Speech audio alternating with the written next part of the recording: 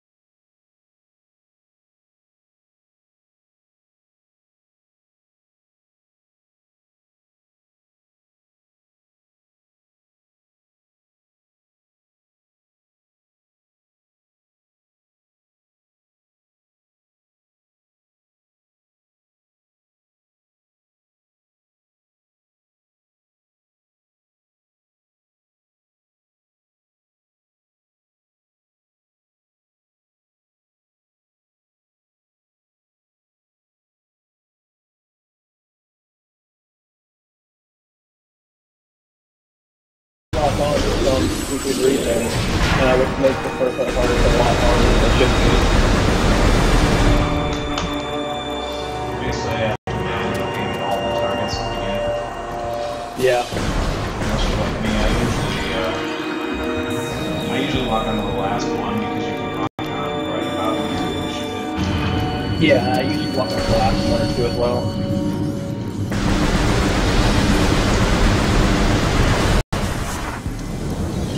I'm not going to be doing biohazard containment because a lot of time.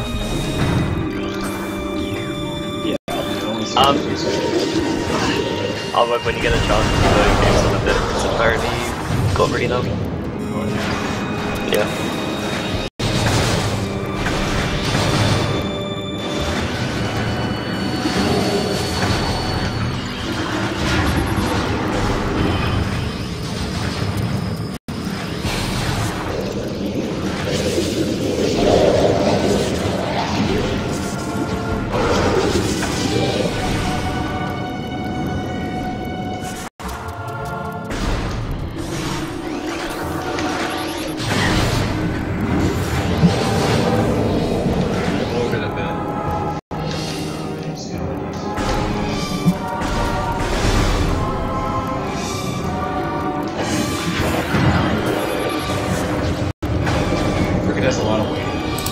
It's still pretty loud, surprisingly. Alright, I'll turn it down more then. Yeah, sorry. Like I said, Cricket has a lot of manipulate the sound a bit. Hopefully we'll get good sound before time we land on Talonfall. Yeah.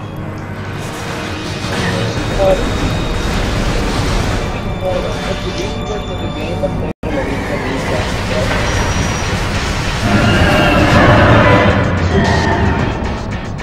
always get all those misses right.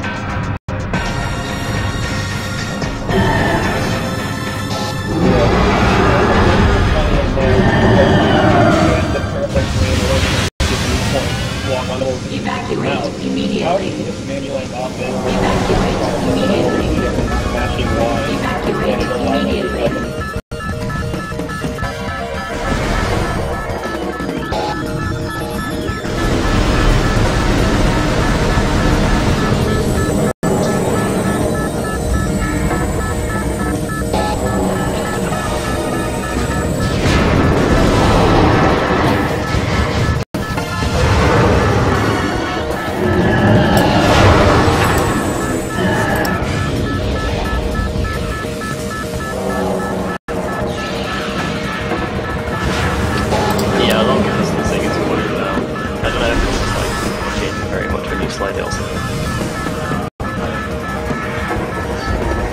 Yeah, that might.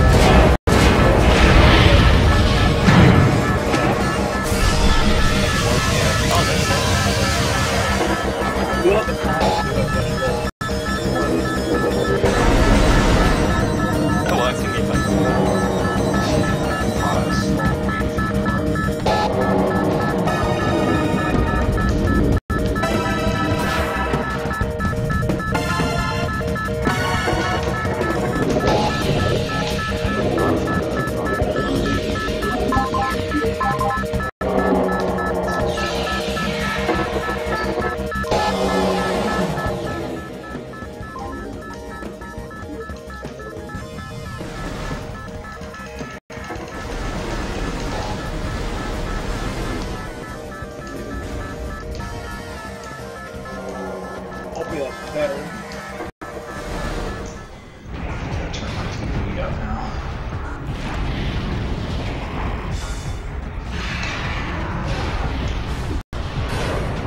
I don't really need the sound for much, but during Catharsis fight, there's an audio cue I use if I end up getting a power bomb.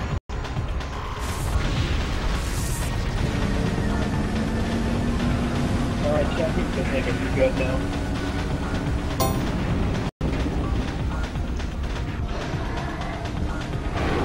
I'm just making noises. Well, I can bid okay, I can do that. I don't know how to turn these mumble noises off.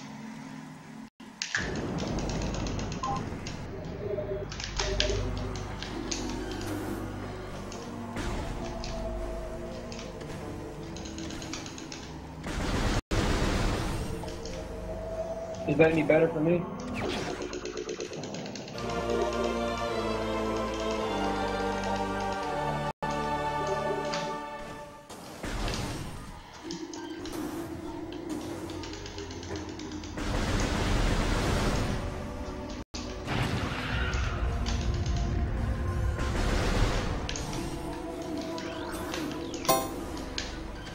Okay, good. Yeah, that's the first good count I've had in a while. Okay, now that the commentary seems to be settled, I should probably explain what the hell's going on. Firstly, he kind of got space jumped way earlier than he's supposed to. He did what's called scan dashing. Basically, if you walk onto something and do a combat, basically a dash jump, and if you let go of the log, you get to go flying in the direction that you dash forward. And if you do that, you can get space jumped way earlier than you're supposed to. Yeah, that's the really great thing about running this game is most of the time you can't see where the heck you're going. Yeah. Basically, the reason why that actually works is that there's no horizontal speed cap in this game. You have a forward and normal speed cap, but you have no horizontal speed cap. So you can basically just spend most of the time running sideways and to go faster, and usually that's what you actually do because it's faster.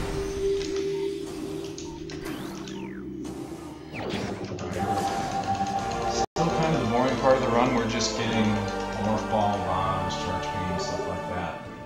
All the stuff that we lost in the frigate, essentially. Yeah. After we get bombs, it starts to get even more interesting.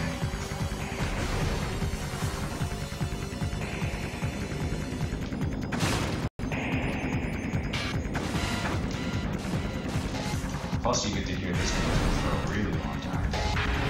Yeah, about 3 minutes. Oh, and there's a door coming up here that I'll pause before, because it actually makes the door open faster. In fact, Yeah.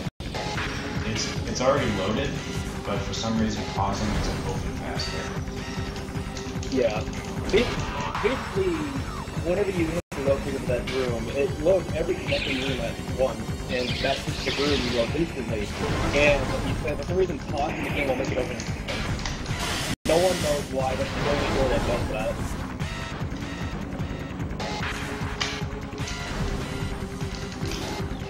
Why am I morph here? That's not the right thing to do. I've been doing that a lot recently, I don't know why.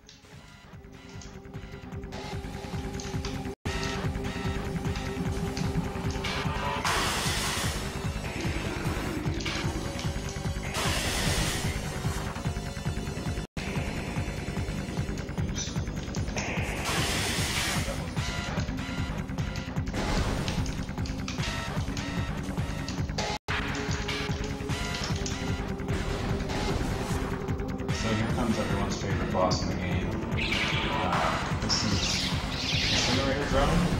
He takes a random amount of time. There's pretty much nothing I can do about it. Yeah. Basically, the way the fight works is that there's 4 rounds in the fight. The first round takes anywhere between 8 and 13 seconds, and rounds 2 through 4 take 15 to 25 seconds. So there's up to 35 seconds of variance in the fight, and it's all RNG. You can't do anything about it to manipulate or anything like that, other than coping with what you get. Although I'm very superstitious about how my movement affects my head.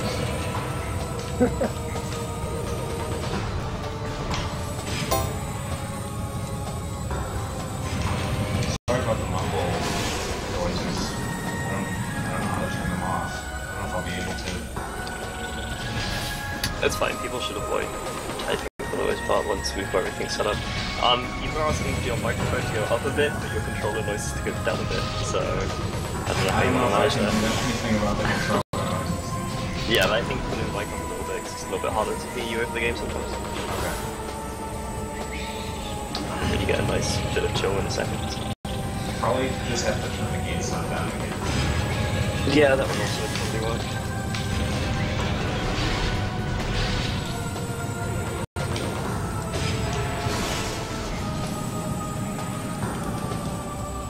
Controllers are pretty loud, especially when you're playing this game. Just stuff. Yeah.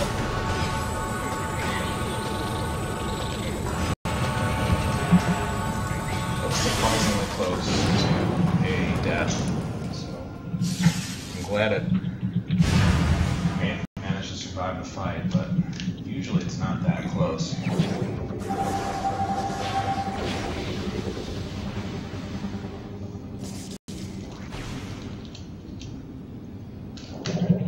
I'll just turn the sound down a little more.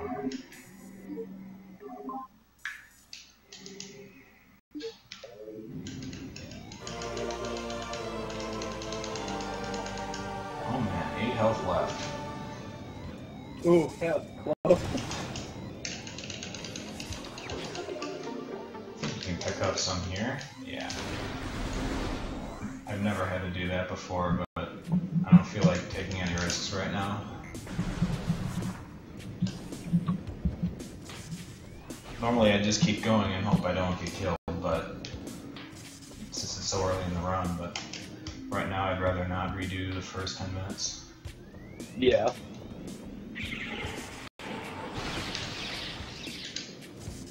So I'm taking a slightly safer strat that costs a lot of real time, but only about 8 seconds of game time. This prevents me from having to go out of bounds later, which could potentially lose much more than the 8 seconds. Yeah. But if you do it really well, you can save all 8 seconds. It's one of those things where you only go for it if you're just perfect at doing the out of bounds involved. Because if you make even one mistake, you lose all the time that it saves and possibly more than that.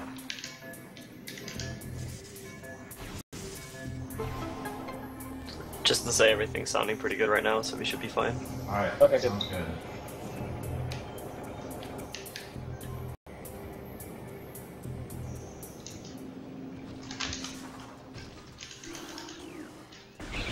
So this is the first really big sequence break we're going to see, besides Space Jump, obviously. Yeah. Basically, there's a lot of explaining what's going on, about to go on in the next 2 minutes. Basically, the trick they're going to be doing is called ITBS, or Icing Before Flagra. As the name implies, he's going to be going out of bounds to get the icing before fighting Flagra. Very self-explanatory. Out of bounds movement in this game is very, very weird. What the heck is going on here? Sorry, that basically, door wouldn't go. Basically, every single room is in a box, and when you are inside of the box, physics work normally, and if you are outside of the box, physics don't work normally. Like right now, he is standing, basically walking on air. It's because he's outside of the box, and when you're outside of the box, Samus stands as if she's on solid ground.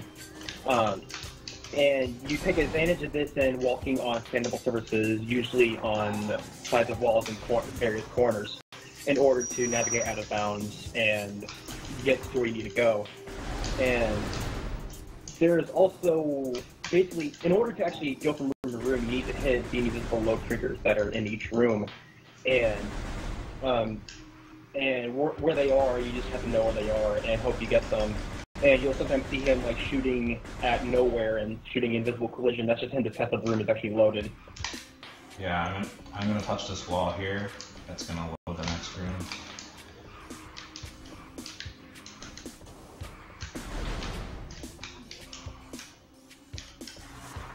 That morphing there is to load the next room. There's a lot of just hitting load triggers. You can load it without the load trigger, but sometimes that'll result in a crash if you don't do it right.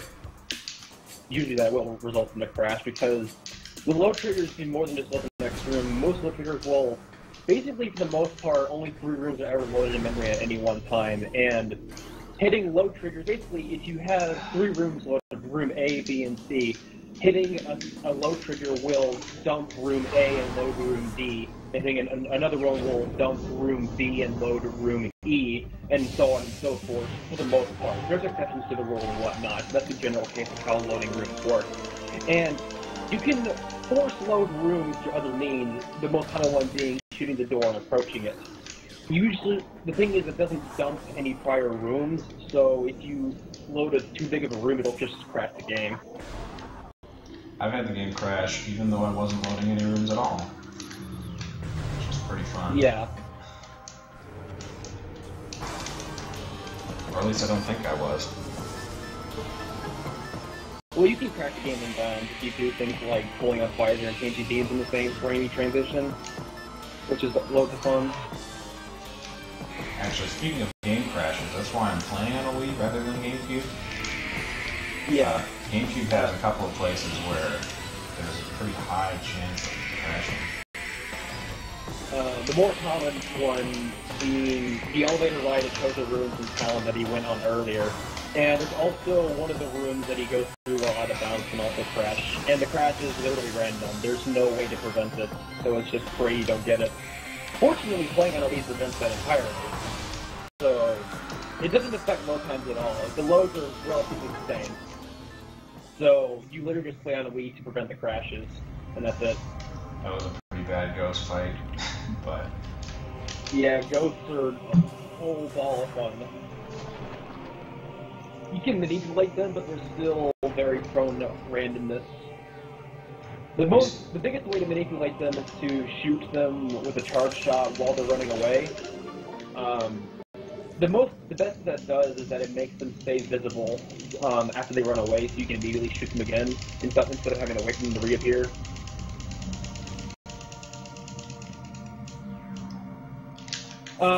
Trilogy made attempts to fix most of the out-of-bounds stuff, but it didn't get everything. The main thing that it did to fix out-of-bounds stuff was basically put invisible blocks and basically band-aid fixes over all the holes that people would jump through to get out of bounds. And they also tried to fix things like ghetto jumps. Oh, I should explain that. Basically, when you jump against any slope in the game, you will get more height out of the jump. That's all you really need to know about ghetto jumping. It should just be a slope jump. Yeah, don't ask why it's called a ghetto jump. No one knows. It's a really dumb name. And they actually explained that, like he linked a post of, he actually posted like 2K2 explaining where the name came from recently. Oh. It's just because the jumps are like, they're ghetto. Like, it's just a really ghetto jump. It's still a dumb thing in my opinion. Also, do you guys want to explain what 100% does? Because obviously... Oh, yes, obviously. That's a very important thing because it gets brought up a lot. 100% is essentially 100% items. Basically, at the very end of the game, the mission final screen, whenever it shows your completion percentage, that only includes items. That does not include scans. Many people think it does, but that's a common misconception. It only includes your item completion. Scans are not included. Nobody wants to watch a run that collects all the scans as well. Because it's just really boring. You have to end, you end up waiting for the scans to finish, and people have done it, but yeah. It's essentially the exact same route, except it's an extra 2 minutes in each room to scan everything. It's not really interesting.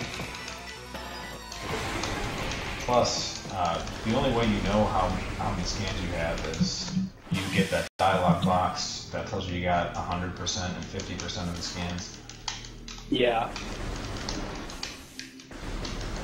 There's nothing on the end screen or anything that shows that you got 100% scans. Actually, there is. It tells you if you got all the scans. When you scan Primeathylins, it'll tell you if you got all scans or not. Right. But you can't just take a picture of your game final screen and show it to everyone. Oh, yeah. You can't prove really that you got all scans unless you screenshot it popping up. Alright, so hopefully I get these dashes. Some of the coolest looking dashes in the game, if I get them. Hope you guys like cutscenes. Yeah, this You'll be is... seeing a lot of them. I missed that first one. Hopefully I got that energy tank earlier.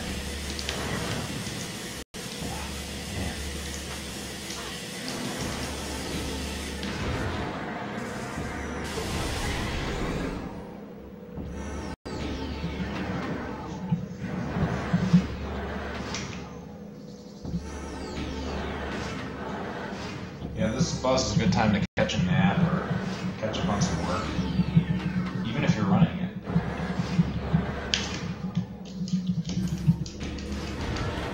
I used to do my homework during this fight. There's not really much to explain. Oh, I should probably explain why he's doing what he's doing. Basically, the way this fight works is that the actual morphball tunnels don't actually check if you're in the slot. It just checks if you kind of hit the damage trigger near them. I think Miles mentioned that in the code itself, those bomb slots are labeled as fake bomb slots. I've never heard about that. But the only stipulation is that you shot up the first mirror for the first bomb slot. Other than that, though, all you have to do is just hit the mirror and just bomb near the slot. Even the first bomb slot, you can just bomb it from the outside, but it's faster to just roll towards it because you're right in front of it anyway.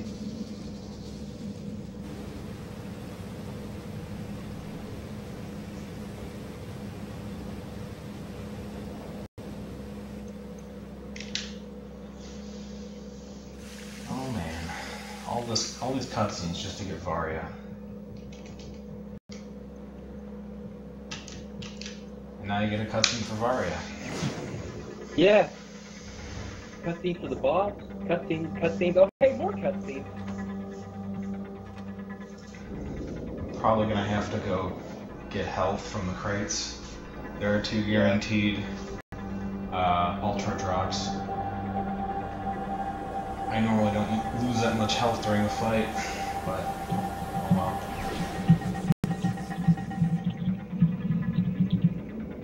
I'm gonna need it for later. The pirate labs can really beat you up.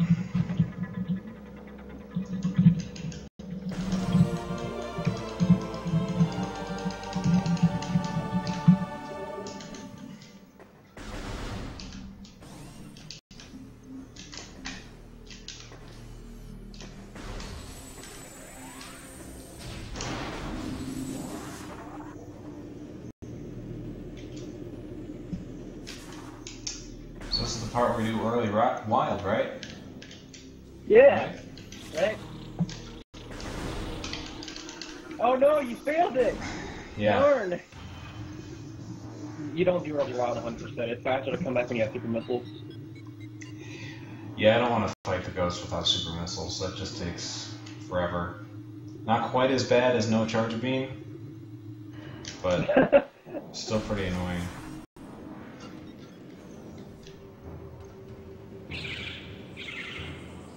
Super missiles, they usually go down pretty quickly.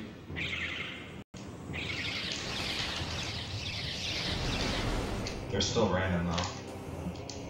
They can always screw you over if they want to. They can just choose to stay invisible for like a minute and you can't do anything about it really.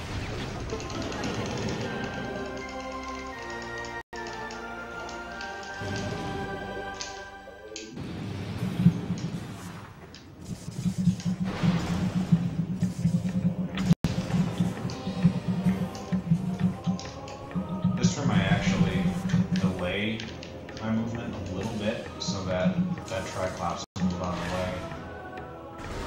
It's a little bit slower to go that way because I have to do that. Yeah.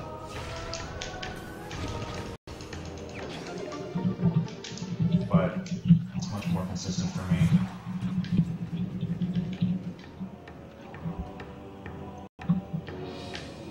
I think it loses like less than a second.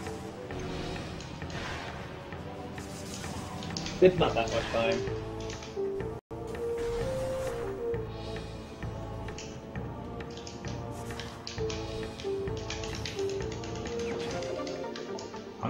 You have to collect all the really out of the way items like that missile. Yeah. Fortunately, there aren't too many that are out of the way. Yeah, training chamber takes a while. That energy tank. Like, the biggest detour is going to get plasma beam, actually. Yeah, that's the part Everything that else feels is the usually most on the way. Everything else kind of feels like it's part of your route. Yeah. And for the most part, around the giant circle, except for that one part that goes through Magmore to get plasma beam.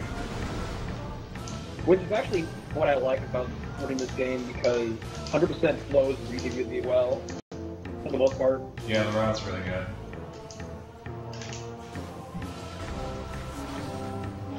Doing this route compared to the old route saves like 7 minutes, excuse me.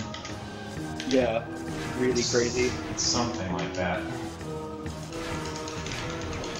I wasn't around for when the old route was a thing, so I can't really know for sure.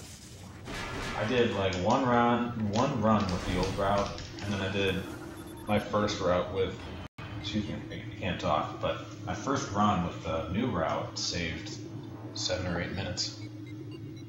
Just one run of each. Oh, wow.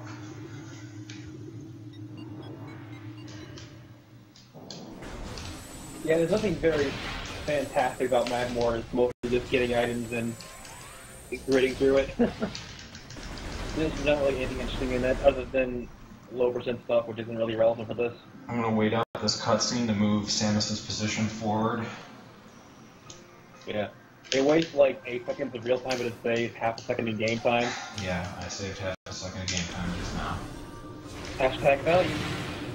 Making up for those other strats that I've used.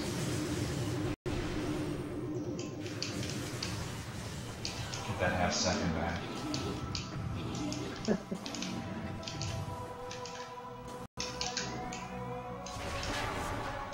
He also does things like that when he gets the beam, because if you let most major upgrades, if you let the cutscene for them play out, there's like a 0.6 second window where you can still input to do things.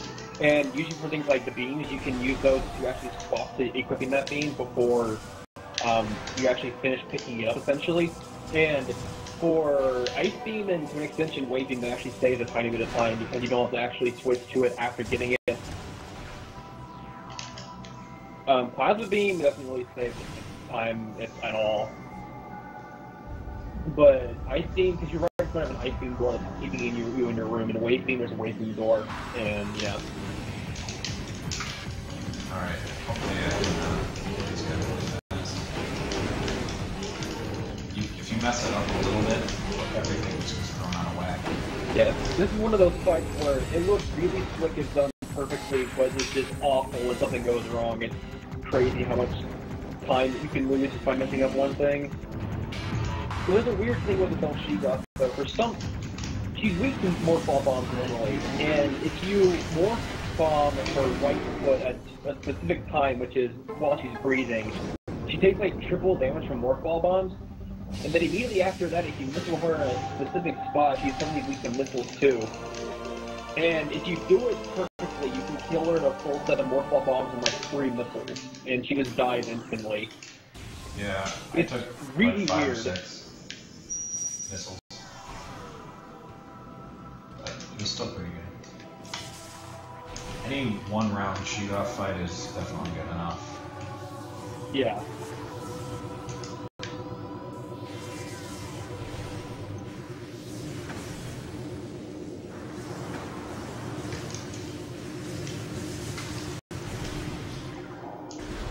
Alright, I'm going to use a safer version of this dash, which I still managed to fall off my last couple of runs.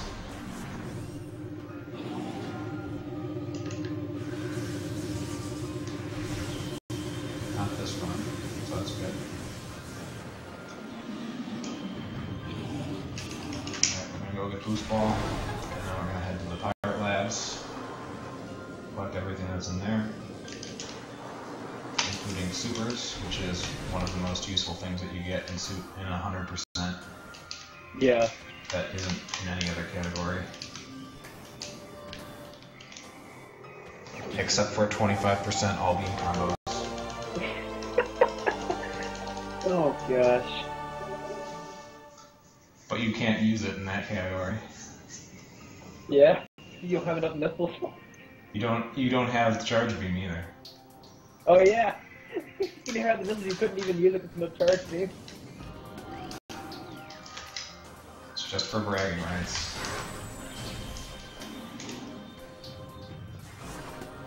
But yeah, this is the part where things start getting speed because Boost Ball is the fastest form of movement in this game. Ah man, I completely forgot I had boost for a second. I always forget about Boost Ball in this room for some reason. Man.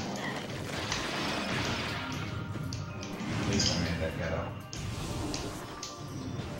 Yeah, that ghetto is a little picky. You don't know the exact setup. It's a lot harder than it should be. Yeah, you just kinda gotta get a feel for it.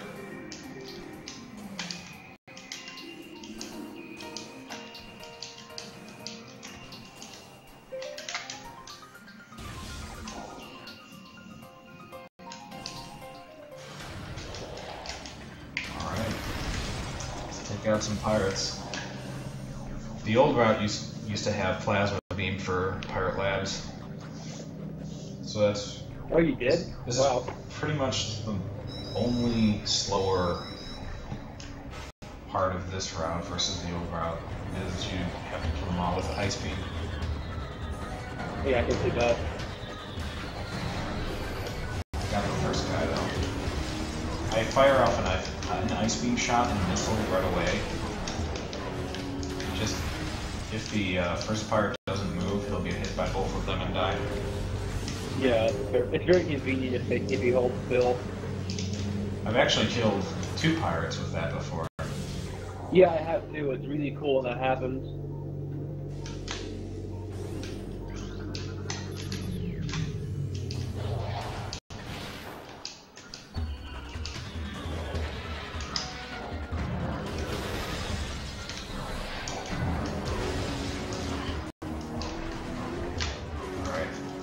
This room's gonna probably take a lot of my health. Yeah, this is one of the scarier parts of the run because you have so little health and you're just taking a lot of damage from everything. And it's actually one of the reasons why a lot of runners like to get a safety E-tank back in Chosen Ruins because it makes this part a lot safer. Oh man, I thought the Hall of the Elders energy tanks was a safety tank. I used to only get 2 energy tanks before this. Really? Yeah. Getting the Hall of the Elders energy tank is part of the optimized route, I'm pretty sure. It can be faster, yeah. It can also be slower if the ghost decides to be a pain. Well, yeah, but ideally you would want to assume that the ghost behaves since speedrun. Yep. But yes, it can be faster. I really hope I froze that turret. Okay. So for this room, I jump right when the turret's about to shoot at me. Most of the time, it won't hit me. Yeah, that turret is a real pain because for some reason it has insane knockback. Yeah, he once knocked me completely off. I had a run where he just knocked me all the way to the ground.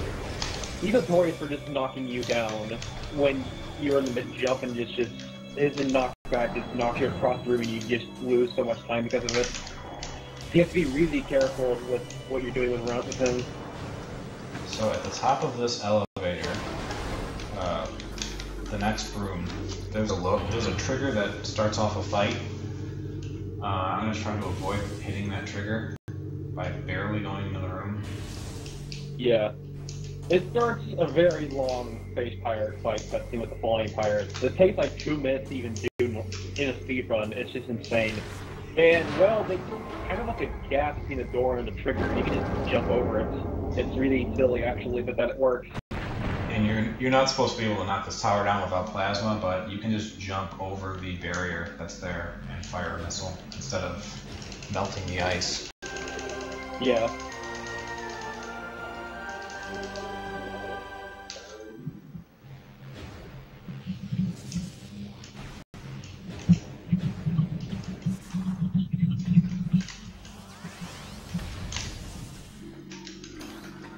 So this is where we find out that there are in fact Metroids in this game. Wait, there's Metroids in this game? Alright, don't lie to me. You don't like a liar. I'll prove it.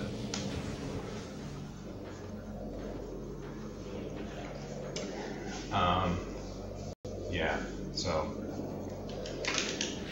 Oh my god, there's a Metroid in this game. This is the only Metroid we see for a while, unless you count 100 Metroids.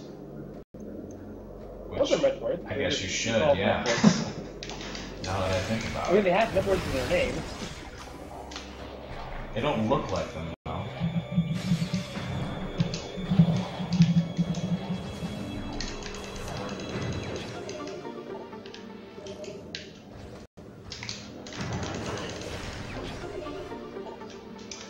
That room can go pretty badly if the pirates decide to shoot me and knock me off of that little ledge up there. Another one of those rooms where it's very scary because getting knocked down just costs so much time.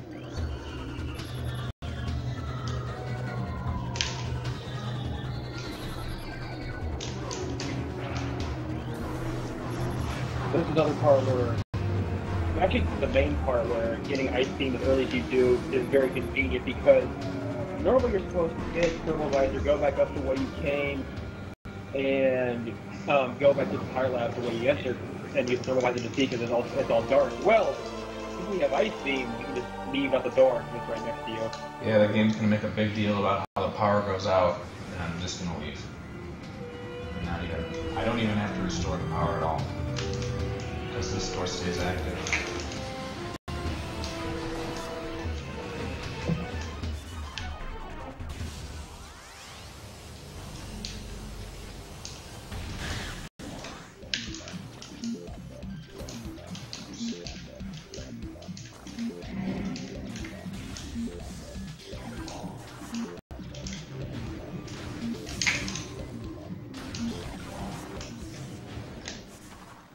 Alright, this is, like Nino was saying, this is the most out-of-the-way part of the run. Yeah. I'm doing this just to get plasma and the energy tank that's there, which also takes a long time. Yeah. Because basically, you were in Spark and Drana, you're about to go do cleanup, but you need plasma beam in order to actually get an artifact in Spark and Drana. So you go out this way to get plasma beam and an energy tank, and then come right back where you left from. Yeah, you need to get plasma beam so that you can get that early power bomb expansion. And, yeah. Oh yeah, there's also hiccup in the earlier part that are blocked by ice. I forget about those for some reason all the time. Yeah, you want to be able to just finish up Fendrana. Yeah, basically the whole point is to do all of Fendrana in one go and get everything done so that you leave with everything of things. You never have to come back ever again and take another run. Alright, here comes one of my favorite tricks in the game, the rodeo jump to get the plasma. Oh, you do the rodeo jump? Oh boy. I've been pretty consistent at it. I hope I don't miss it because I really like it. I want to show it off. Yeah. Also, if I miss it, I could fall down all the way to the bottom. So that's another reason to not miss it. Yeah. I guess we explain what R does. Basically, when you hit R in this game, R does weird things to you because The important thing is what happens is that hitting R locks your momentum at what it currently is. And you can use that to either, yeah, you got it, nice. To either get lots of distance by keeping a static horizontal speed, or to get slightly more height by keeping a constant vertical momentum. This is one of those cases where you're getting a tiny bit more vertical momentum help a lot, because it gives you that kind of extra distance that you need to bridge the gap to the platform. Because basically, when you do this puzzle with spider ball and whatnot, there's a little platform that extends from the door and catches you as you drop it from a spider ball catches above you. However, the feeling that is always there. All that moves is an extra form. So if you know where it is, you just jump onto it. It's pretty silly. I couldn't hear my audio. I thought I missed one of those. Oh, yeah. Those counters are very weird. You can sometimes just not hear them at all. So, this is an audio cue I forgot about. But luckily I hit them all, except for the third one.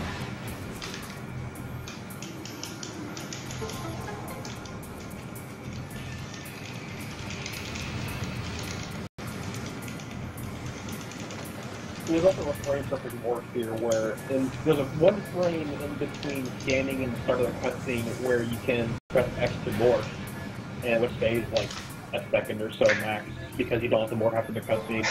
When I get that, I end up losing the time though because I don't realize that I'm morphed right away. Yeah, and you press X which unmorphs you anyway, so you Yeah, morph again. I end up mashing X and then morphing.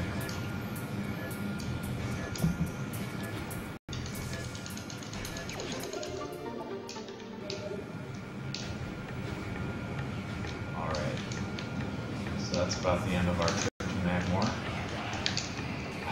Flying pirates. Yeah, we can go back to the good music now.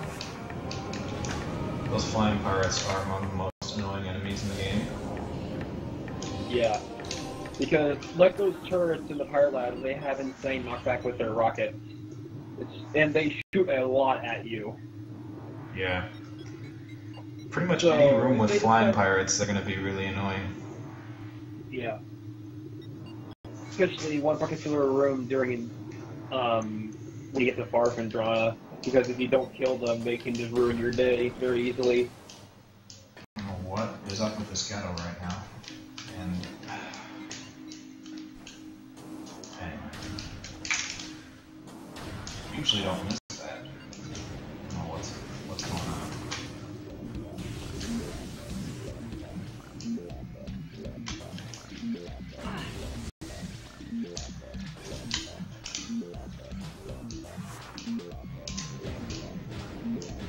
So the missile in this room is actually slightly harder than it looks because I have to get out of the water without gravity. Yeah, you're not supposed to be able to get this without gravity suit because, first of all, you need to have grapple beams to actually get to this full intended at least, because you have to grapple off the glider to this ledge, which you can just scan dash to. And obviously you're supposed to have gravity suit long before grapple beams. That's pretty late in the game's natural route. And you need to, basically you have to take advantage of underwater ghettos because ghetto jumps are extremely exaggerated in water for some weird reason because water physics are weird. Yeah, water lowers your acceleration.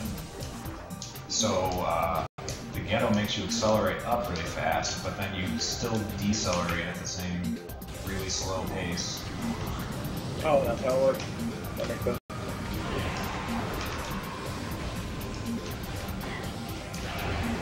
I figured he was safe after Vendor on his edge. Yeah. I almost never go for the faster method through this room. I'm starting to, and it's really awful. I've seen people lose a lot of time to it. Yeah, you lose a lot of time. It's one of those things where it saves a couple seconds, but you lose like 30 if the space pirates said it once they want you to not get a good run. And you're like halfway into the run at this point, so it's really painful when it happens. So after this point, I'm going to be trying to get a power bomb before Thardus, because now I can actually collect them.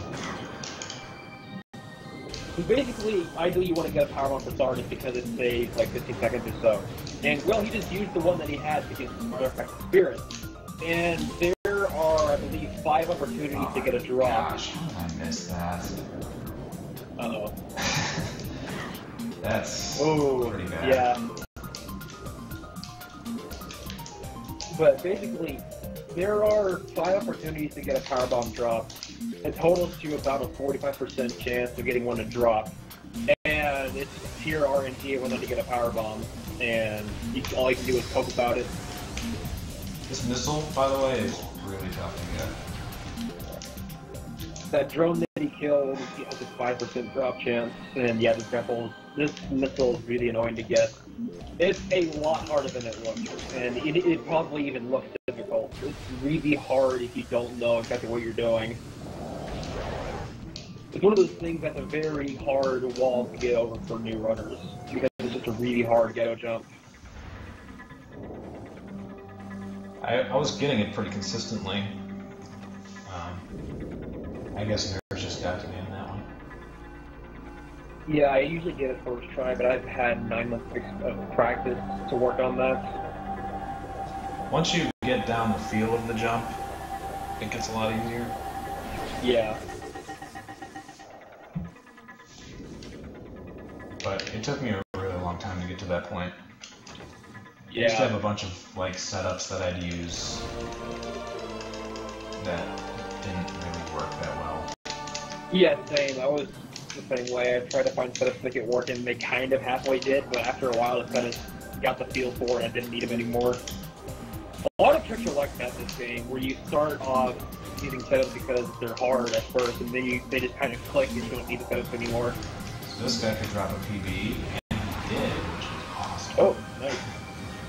Yeah, only the first base pirate you kill in this room has a chance to drop a powerbomb at a 20% drop chance. And getting it in the first drop is nice because you can ignore everything else for the most part. I'm gonna have to turn my TV volume up during the Stardust fight to be able to Yeah. do the audio cue for that. Oh, that's fine, yeah. That gel zap you just killed has a 4.8% chance to drop a powerbomb. This space fighter has a 20% chance to drop. Only the first space fighter, again, only drops a power bomb because of how the drop system works. I should explain that too. Basically, the way this system works in this game is that it's unlike Echoes. It does not give you what you need. It gives you what it wants to give you. This game uses a loot table system where every enemy has a set thing that it can drop in, a set times of when it can drop them. And every enemy in every room is different. And sometimes you can't get what you want because the game doesn't want to give it to you.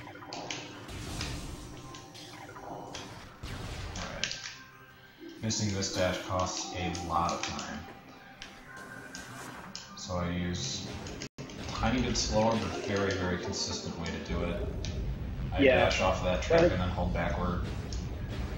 Yeah, that is a very stressful missile to go for because, like you said, missing it costs a lot of time. Because you either have to get it after fighting Stardust, or you just back up that dash and get back on the platform and try to dash again. Either way, you lose a lot of time regardless. Stardust so far. And Stardust is a very bad boss. Get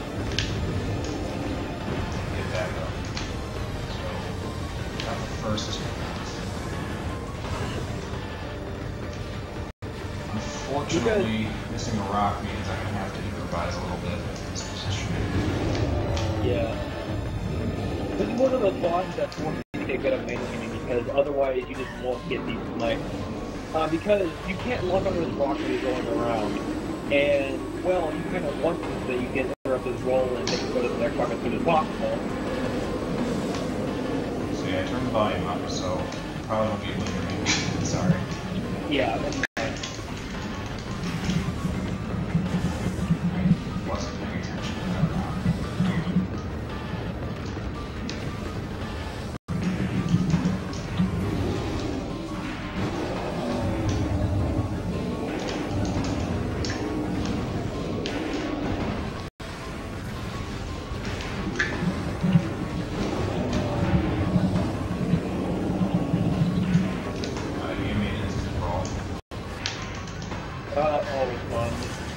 If you snipe him, I think while he's turning, he'll just instantly work like that. Or sometimes he just does it because. Yeah. So basically, the reason why you want to use the power bomb in this fight is that it lets you feel like you can find a few working for it and point it. Yeah, you can just do this and finish that last rock off. Okay. Basically, what you do is there are two things you can do with that power bomb if you get it. You can either use it to break the first two rocks immediately, which saves a lot of time, or you can use it to break the final rock immediately, which also saves a lot of time. From what I've heard, they say about the same time, but typically people go to break the final rock because the final rock has double health. And because you don't want stars moving around as little as possible, you kind of want to break the last rock instantly, because otherwise you have to do some very annoying strategies to kill as soon as possible. Yeah, I think the reason that typically people use the last rock is because you could avoid him rolling altogether. Like he doesn't, you can keep him from rolling at all. I mean, yeah. If you get every single snipe, he doesn't really move at all. He just, oh wow, nice getting stuff on the flip in there. Yeah. These floors are pretty sticky in this game. Kind of like the floor of a movie theater. But usually worse. Yeah, you'll sometimes just get stuck from a collision. Where it happens and why it happens is basically unknown. It's just essentially random. It can happen anywhere at any time. And you can't really do anything about it. It's really obnoxious.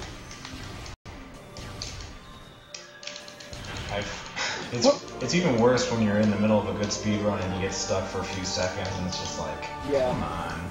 Because you can actually get stuck for quite a lot of time in there, and you can it only gets you out of it when the game feels like letting you go. You can bomb out of it, but like, oh yeah, you can too. by the time you realize what's going on, yeah. It's actually pretty funny. You can actually get a lot of speed with boost ball by doing that, because it's the same thing as infinite boost, where if you boost while stuck in a niche somewhere, you'll just keep gaining speed, and you'll eventually start clipping through stuff, because this game is weird that you clip through things when you're going fast. You go so fast that physics breaks down and you just vibrate through walls. That'd be pretty insane if somebody managed to use getting stuck in the floor to their advantage. If you could make it consistent, I could see it being useful. But good luck with that. The only way it's actually consistent is by jumping on the reverse side of a wall, which you actually do later in the run. So I got a PB there, that's pretty nice. Pretty much the entire run I'm going to be trying to get as many power bombs as I can. Yeah, you need a lot of power bombs to the end of the run, because of a lot of things that require using power bombs, primarily the Phase Online. There's a few things up to that point that require power bombs as well, such as X-ray visor. Ideally, you want to have 4 power bombs going into life throw, which is where X-ray visor is, and you want to have as many as possible going into the mines. Whether or not you actually get all those power bombs is kind of up to RNG, but getting the 4 for life throw is usually pretty consistent, because there's guaranteed drops. You can use guaranteed drops and pretty much be okay. There are some fairly slow ones that you'd have to fall back on if you got really unlucky, but yeah. Because one nice quirk of the fact that they use in loot tables is that there are guaranteed drops in specific rooms that are convenient for routing purposes, where if you need something right now, you can get it somewhere.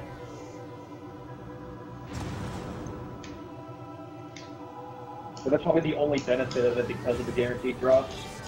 Because with the Echo system, where it gives you what you need, it's not always 100% guaranteed. It's like just very highly likely, but never guaranteed.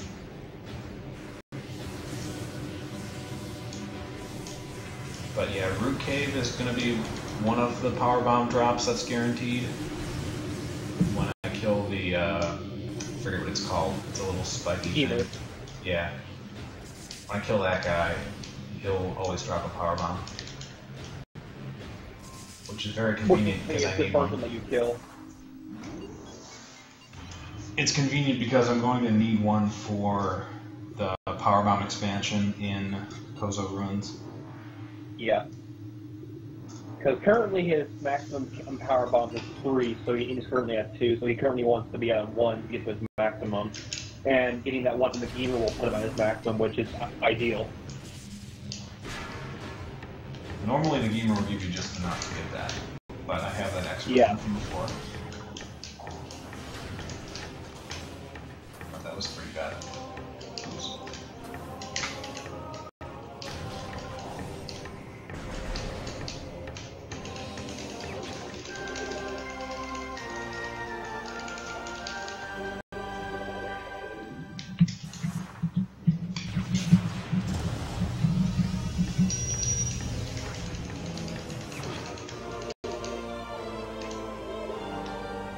Here's a convenient spot where you use a power bomb and gain a power bomb. So you just, Then you use it immediately after that. Yeah. Use the power bomb, gain a power bomb, and immediately use it.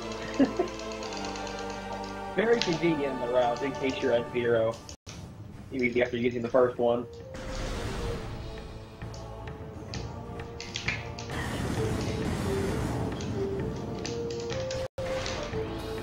Will the box drop the power bomb? Probably not. Nope.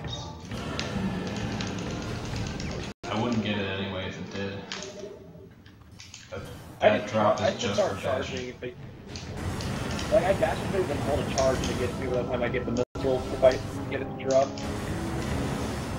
I don't know, that room already has a lot to think about. True, fair enough.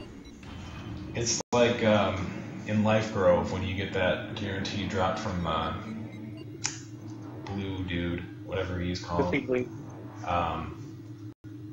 I just sit there and wait for the power bomb drop to come to me rather than attempting to jump and holding charge. Doing an arc while holding a charge is very awkward. You have to like claw the controller and just no.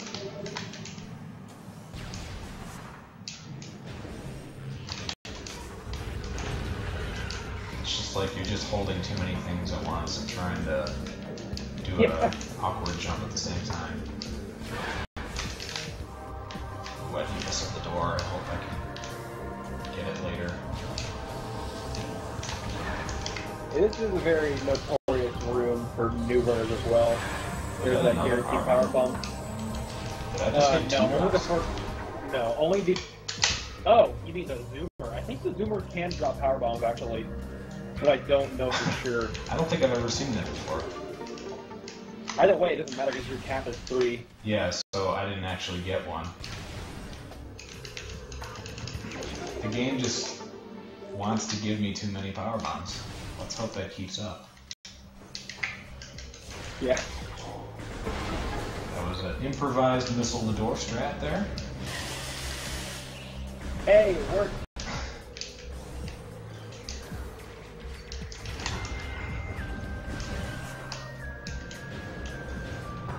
Although, that's not the first time I've had to do something like that. So I guess it's not truly improvised. Yeah.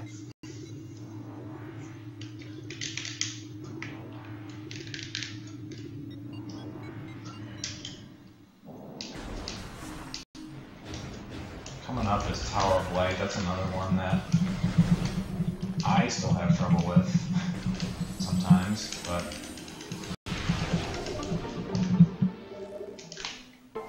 practiced it. I should be okay. Getting up there. There are easier strats for getting up to the Tower of Light that you can use. Yeah, Tower of Light is very, again, another notorious room. There's quite a lot of those in this game, where if you don't know exactly what to do, it gets a lot harder than it actually is, just because you don't know what to do. But with it, it gets a lot easier. The The first dash is the hardest one. I like to just keep alternating my beams while I jump up.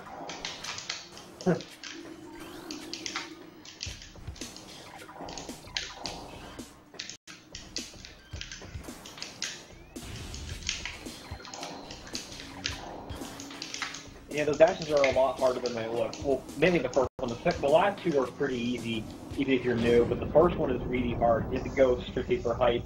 Yeah, the first one, though, you can jump on the little thing in front of you. Yeah, there's alternatives to getting around the first dash.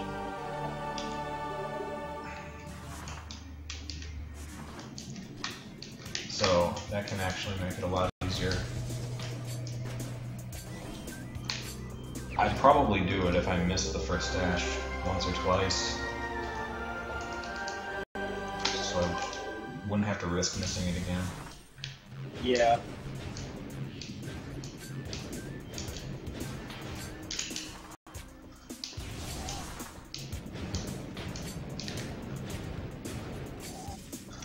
The one sad thing about 100% is you don't get to go for the hole-in-one here. Rip hole-in-one, no! No hole-in-one. You can, if you boost off the ledge and make it straight into this morph ball tunnel, it's referred to as a hole-in-one. The most important part of the run is you run 80%, by far. Yeah, it's pretty much the only important part. And the door shot and for your crash site.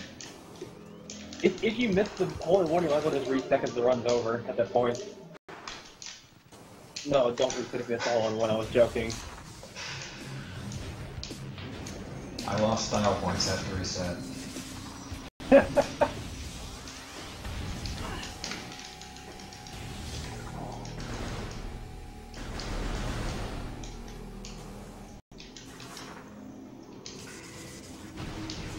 This bomb comes up a little weird. You have to be like a certain distance to the left so that block for it to actually break the block.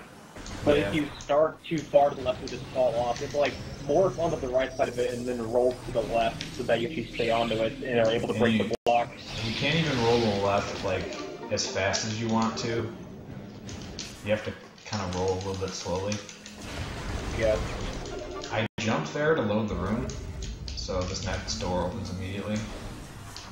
Oh yeah, I should have explained this earlier. Basically, Very most subtle. optimization for this game revolves around hitting the low trigger for a room as soon as possible so that, since whenever doors open, they don't open randomly. They're waiting to open because they're loading the room. And, since you want to make the door open as soon as possible, you should hit the low trigger as soon as possible so that, by making the room load sooner, you can make the door open sooner, thus making you save time. And there's a lot of things that you probably wouldn't even notice that are actually optimizations for making the load trigger sooner. And you wouldn't really know about them unless you... Oh yeah, we skipped High Second, by the way. There's an entire boss that's gone. You can just get the missile launcher and leave. His trigger for that fight is really easy to avoid. Yeah. If you You can want literally to... just jump over it if you have... Oh man, these wasps are just really trolling me right now. Oh, wow. Wow. That's some of the worst wasps I've ever seen.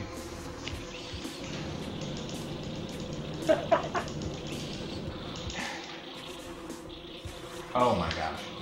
These guys. These guys. Wow. Best walk. Ah, what is going on in this room right now? Oh, wow. I hate when that happens. I thought I was far enough back. What the heck is happening? He was in the block! Yeah, that happens sometimes. It's really dumb.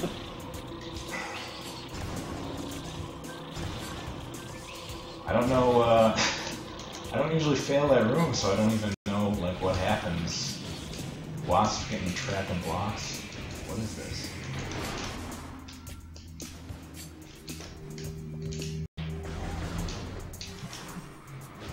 Alright. I'm gonna shoot this first ghost to make him drop faster. Get the scan visor out so I can fire another charge shot pretty quickly. I missed it, but that's okay. It's an interesting quirk to keep the missiles in. Actually, all the beam combos really, where if you pull up the scan visor right after you use it, It will cancel the cooldown that most of the combos normally have, or if you use them, you can't really do anything else for a good second or two. Look at scan, cancels that unless you start charging another one a lot sooner.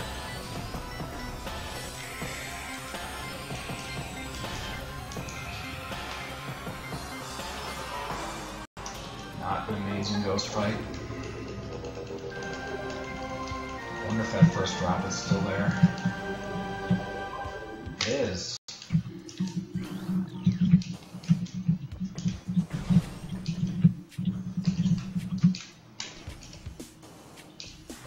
One fun thing about that fight is you have to remember where all the drops are so you can pick one to dash off of. Yeah. Luckily, ghosts, I'm pretty sure, always drop something. It's 100% drop. Yeah. It's just a matter of remembering where the last one died. Yeah, you just gotta remember where you killed them.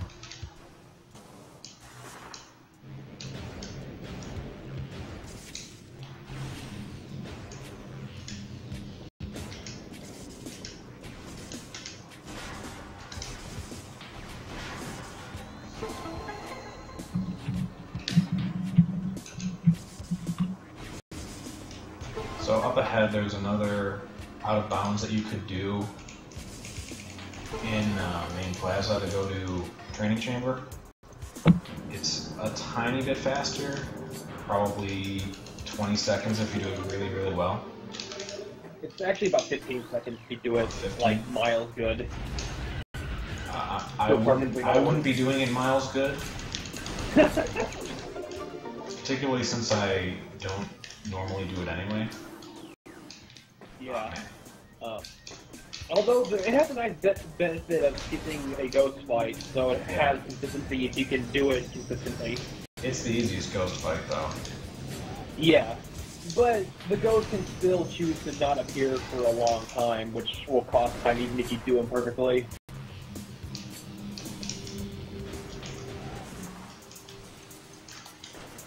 It saves tons of real time, though. Yeah, it's true. Just skip I don't the think I'm making cutscene that. of them. These dashes across this room are very, not necessarily difficult, but they're really surprisingly precise. The drop that I usually dash off of didn't show up because I didn't break that crate by accident. So it was pretty much doomed from the start.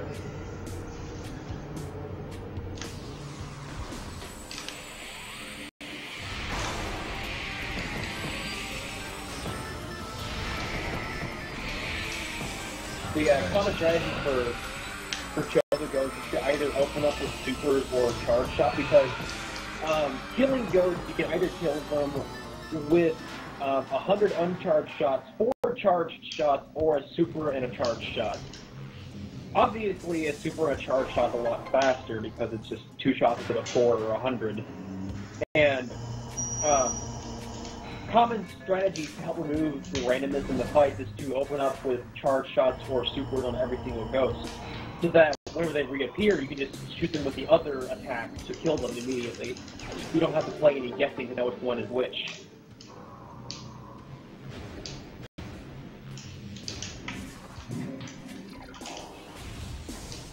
Alright, maybe I'll make the dash back, I don't know.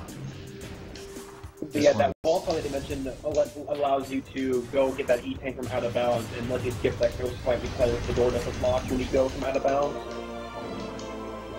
There we go. Ooh, I made it. Nice. I usually make the first one and this the second one, but Well, I'll take the other way. I'm surprised I made it. That was a wonky dash. Hey, whatever works. Whatever gets me across. Yeah, it worked. Yeah.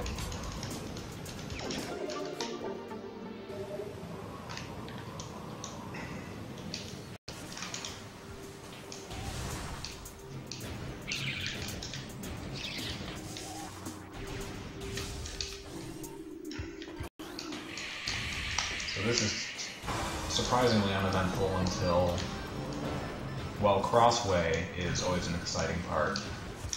Oh boy, Crossway. So yeah, Ruin's cleanup is one of the more downtime heavy parts of the run because you're just getting everything. all the exciting stuff is later. Oh yeah, the street bets here are one of your guaranteed drop power bomb spots. The first street bet you kill in that room is a guaranteed drop. I completely forgot to get a PB there. You can get on the way out, you're good. Yeah. Luckily I got that one from the ghost, so I don't need it. Yeah. Still, it's faster to do it. I think it's faster to do it when you're going into the room. Yeah, it is. The street bets are right there for the door. You can just get it with a charge shot and pull it towards you and immediately more pull the door open.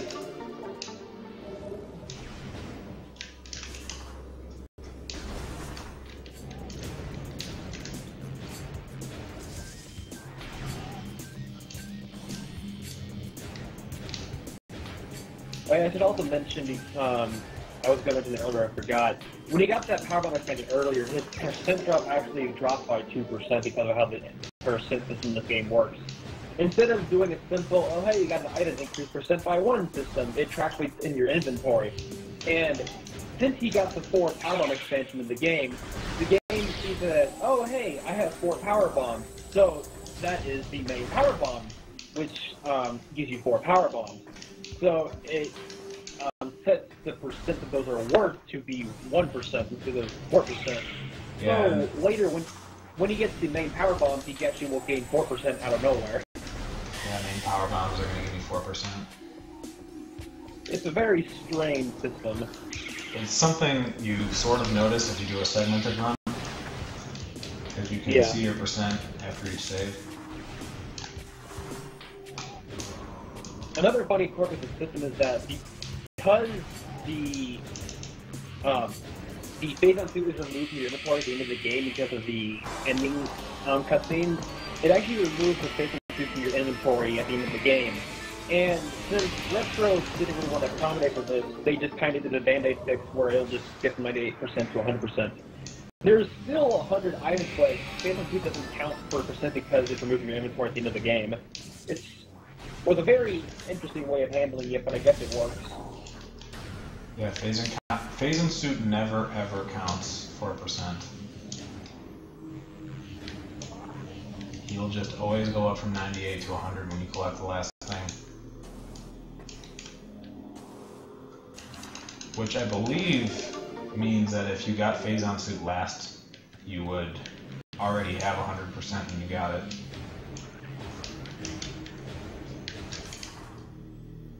Still, you can't beat the game without phase-on suit, so I'm gonna go ahead and grab it anyway. Yeah.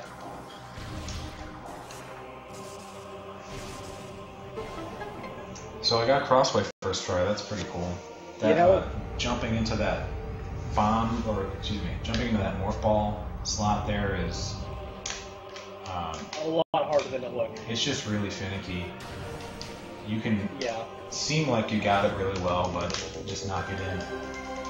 If you don't jump just right with the timing, you just won't make it. It's very, very picky with how you make it in there. You gotta like time your jump so that you're just about at the peak of your jump when you get to the wall. Yeah, you kind of want to like slide into the crevice into the wall. I haven't words failed me at this hour. I'm very tired. Yeah, it's really early.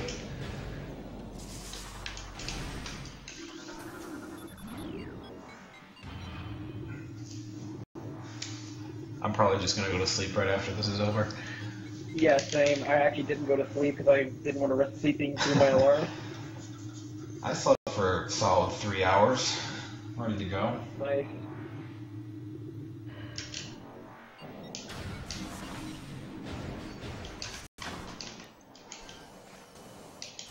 I can actually miss this missile tank if something horrible were to happen, because I'll be coming back later. Never actually gotten to use that backup strat. Maybe someday.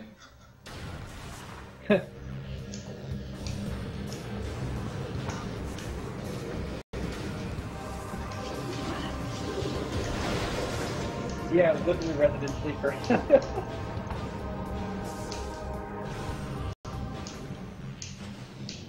Well, it doesn't help that we kind of got a last-minute reminder that the run's at 7 in the morning for us. I thought it was 7 p.m. like 6 hours ago. And no one's been able to commentate at that hour, so I was like, hey, I'll do it, I guess. Thank you for doing it. Yeah, no problem. Alright. Yay, time for the best music in the game. Yeah, this is the music that makes YouTube mad at you when you upload videos. Yeah, I know. I've had getting a fit over this music once, and it's just really dumb. The opposition with that door, if you shoot the last conduit when you're near the door, it'll open during the cutscene, which saves some game time. If you're not near the door, it won't open during the cutscene, and when you get near it, it'll take like 3 seconds to open for no reason. So it's kind of important to actually make sure you're near the door when you shoot that last conduit.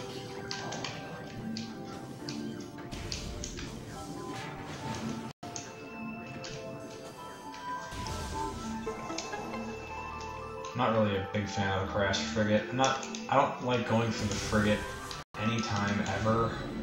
I guess the crashed frigate's a little bit better than the opening frigate. It gives you very bad frigate vibes of the first 6 minutes of the game.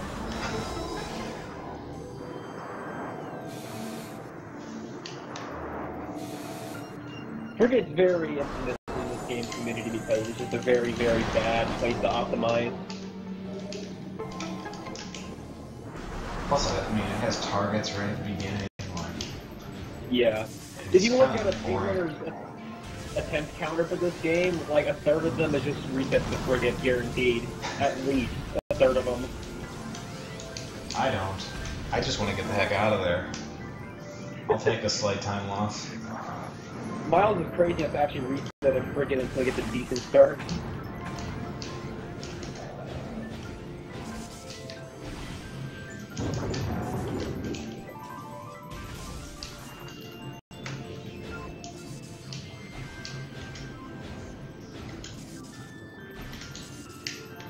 Didn't think that last bomb was going to make it, but it worked.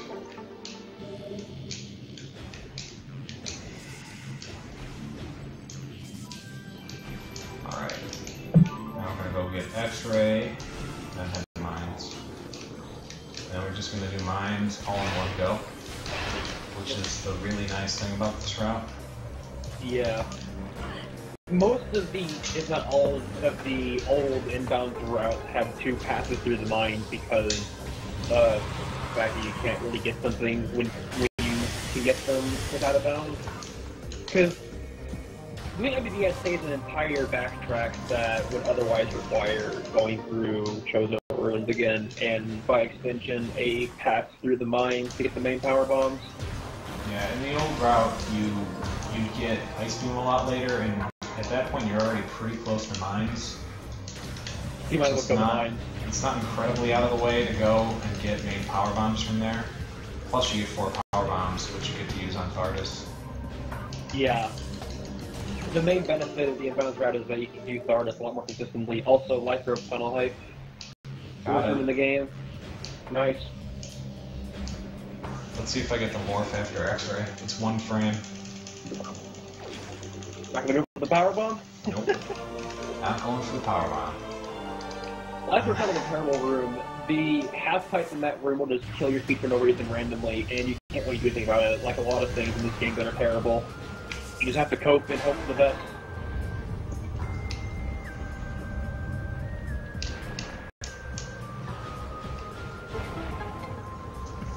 As I mentioned, though, there's a blue CD that'll spawn behind you if you break that wall, but only after you get the X-ray visor. If you break it before getting X-ray visor, it won't spawn, which is bad because you it has a guaranteed chance to drop a power bomb, which you kind of want in 100% because of the heavy power bomb usage and cleanup later on. There's a 1 frame window where if you place a power bomb, I believe the exact frame that you grab the X-ray visor, you will break the wall during the cutscene, which saves game time already, but it'll also have the seedling still spawn, which is ideal because you'll get the power bomb that it drops. Yes, if you could pull it off every time, you would want to go for the frame perfect power bomb drop, but if you miss it, you'll either waste a power bomb, or waste time. or just, yeah. If you miss it late, I guess it's better, because it's just like not doing it. Yeah. Because the extreme cases are either using it so early that you end up breaking the wall before getting X-ray, which doesn't give you the seedling to spawn, or you just do it too late and nothing happens. And switch to wave. Yeah, I forget that game's up a lot too. Alright. This jump, the first jump here used to be really tough for me. Yeah, it seems to be very tough for a lot of new runners in general, where it's just because it's deceptively precise, where if you're even a tiny bit off, you probably won't get it. And it's not even like a ghetto jump or anything like that, it's just simply jumping. You get sort of a ghetto effect, I think, when you touch the wall. I'm not entirely sure. Well, that's not required for it. I guess it can be helpful if you use it to your advantage, but it's not required for the jump.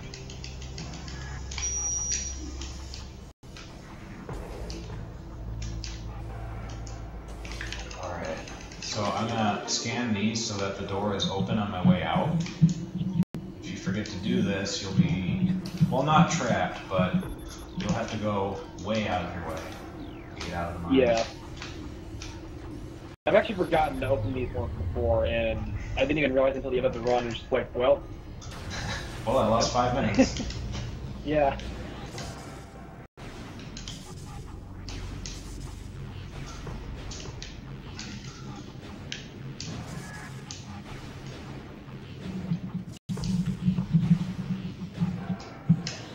Here comes the most useful item in the whole game, aside from flamethrower. Grapple beam. Oh boy, the grapple beam! More colloquially known as the grappling hook. I probably won't use it at all. There's a slight chance I will. Yeah, there's one room where you can use it. If you put the flexo on a glider. Yeah, Fungal Hall A. Where the glider's in the right spot, I'll use it on him. Yeah. It just all depends on where he is when you're ready to continue on. It sort of depends on like what drops I get. If I get a lot of really good drops, I'll go through the fast method of the room. If not, I'll probably be farming health from the Metroids.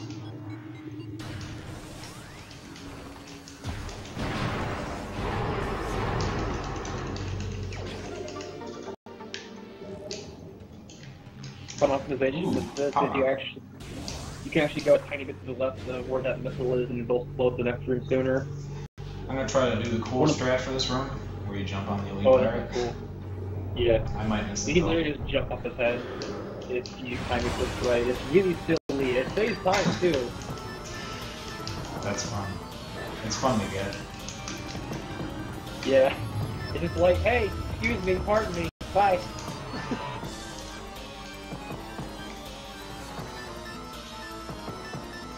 Man, I wish I was as good at that trick when I was doing the segment of my segmented run. That ruined a ton of them.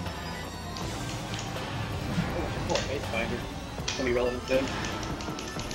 Yeah, we're coming up on a randomly generated maze to get power bombs. Some mazes are significantly faster than others. There are 300 possible mazes for the power bomb maze.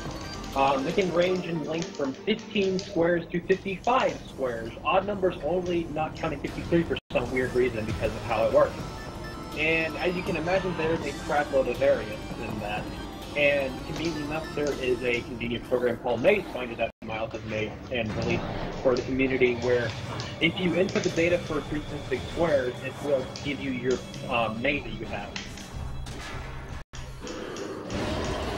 Yes, because randomly random maze is random. Alright, so here comes the epic invisible drone fight. That was pretty nerve-wracking. Barely made it out of that. Oh, you ice spreadered him. Nice.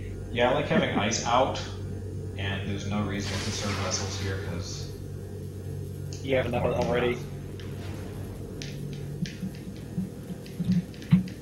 Ooh, 37 average. Not bad. Yeah, it's...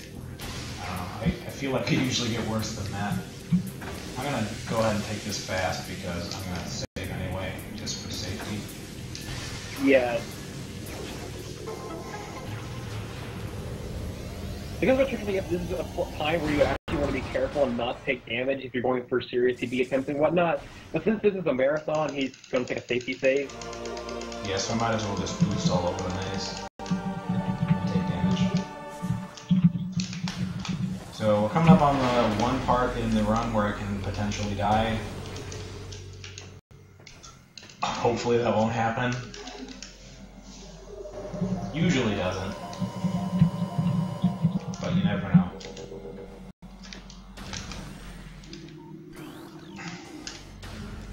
Yeah. Early newborn is the vein of 100% speedrun because despite the fact that you have 13 E-tanks, they actually come in very handy because early newborn will use almost all of them. Alright. That was pretty bad, but I didn't lose as much health as I thought I would. Plus I got a power bomb drop, so that's cool. If I get enough, I can power bomb Omega Pirate, but that requires me to have like 7 power bombs before the fight. You need to have 6. You need to have 6 going into the fight because you need 5 afterwards for cleanup. Yeah, but I like to use power bomb to kill the Shadow Pirates later on. Oh, right. So you wouldn't want 7, which you do have conveniently enough. Alright, maybe that Ghetto. That's a tough one. I'll try this dash also, but this one's really tough too. That Ghetto is excessively difficult. At least for me, it's excessively difficult. Maybe it's not that hard. Some people say it's really easy. I think it's hard for some reason. Really get I'm bad at this game. Maybe it's just because I don't do it ever.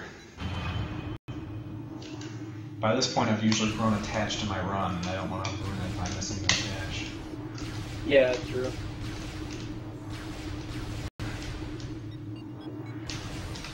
Alright, first damage we're going to take is here. Getting into this one. It's very nice with how you want to save health, but you have to take a death in face on to get a missile that you can't do anything about. Got a large knife. Let's just hope for health drops here.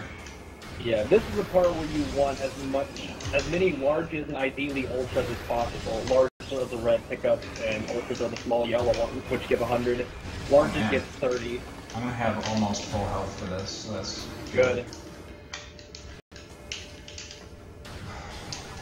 I can usually lose just the 15 or just the 13 tanks and end up with about as much energy as I had left over.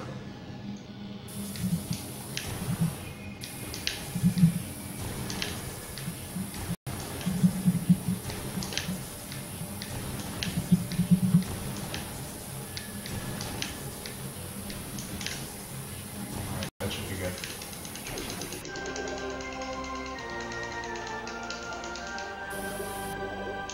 Yeah, you should be good. Ooh.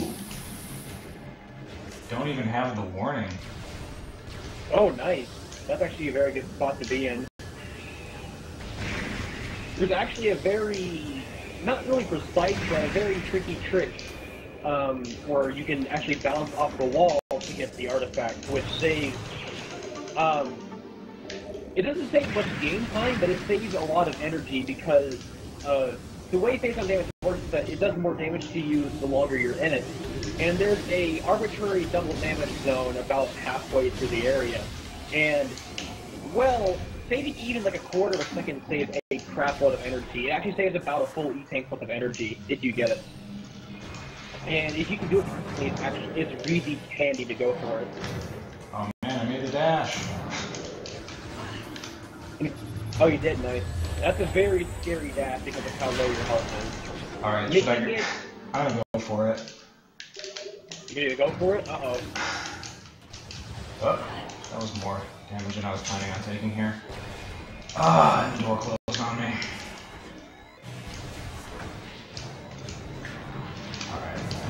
be okay. I don't know. Depending on how much damage this guy does to me. Alright, let's give it a shot. Don't get greedy in the phase on this and you should be fine.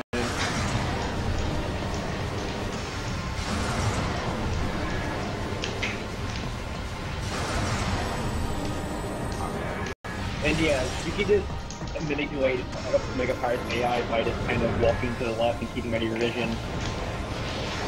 So, we should probably use like a luster. Yeah.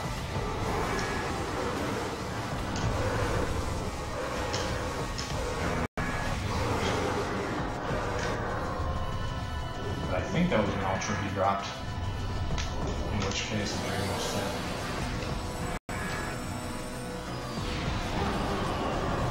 Yeah, the troopers that can spawn here usually drop larges and ultras, so it's very convenient to kill them if you don't get the trooper skip.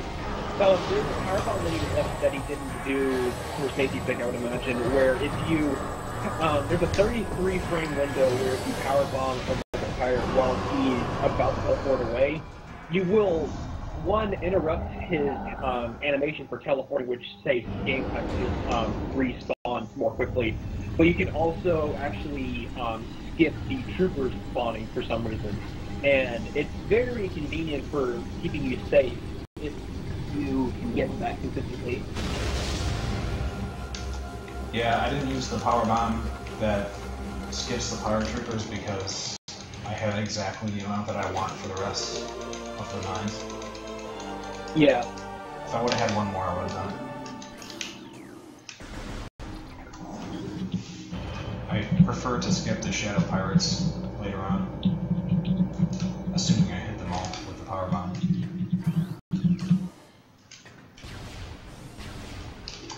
Best energy tank in the game right there. Yeah. Very convenient full health refill, plus an extra 100 because why not?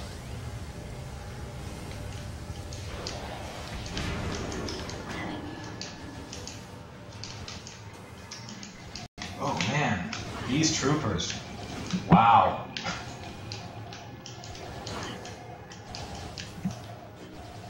He just really messed up that jump. Yeah, that's always awful when that happens.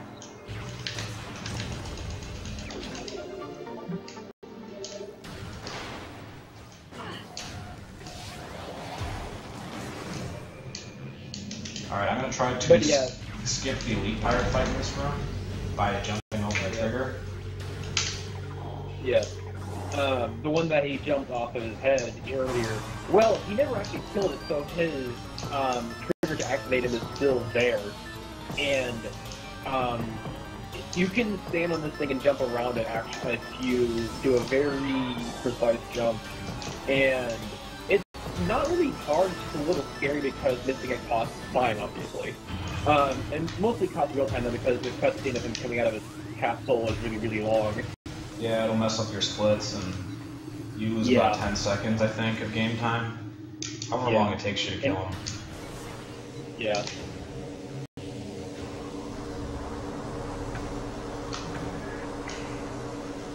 With rapid fire missiles, it doesn't take that long to kill him, but it's still pretty significant time loss. Plus, I want to have a decent number of missiles later on when I kill the pirate troopers. Yeah, there's a encounter with wave troopers later on where you want to have a fair amount of where you want a fair amount of missiles for wave buster, and then it's a lot faster than hitting them with charge shots. This is that room I'm talking about where using infinite boost is actually useful because it lets you just simply go through the wall. Yeah, I boosted through the wall from the other side. It's sticky on the other side. That's why I got stuck there. If you boost while stuck against the wall, well, not for the most part, it's not always going to happen, but in the general case, if you boost while stuck on the other side of a wall, you will get what's called infinite boosting, where you will just simply gain speed each time you boost. And after you reach a certain speed, you'll just click through whatever you're stuck on. That pause before this fight was on purpose. It lets me drop the power bomb faster, since I'm switching beams at the same time. I didn't know about that actually. Interesting. If I wouldn't have And done it, this is the it looks weird and it takes a couple seconds to drop a power bomb. Because it's trying to manage switching between and morphing. Oh yeah, it's the lag where that happens. Whenever that happens, I know what you're talking about now. One of the guys the same deal where he just kind of straight left. He doesn't really his AI to actually start fighting doesn't enable until he locks eyes with you. So if you very quickly just start strafing left, he just kind of you play Rick on the Rosie with him until he dies. It's very hilarious to watch actually, and that applies to basically any elite pirate or elite pirate like enemy, including Omega Pirate himself, Omega we saw Pirate. earlier.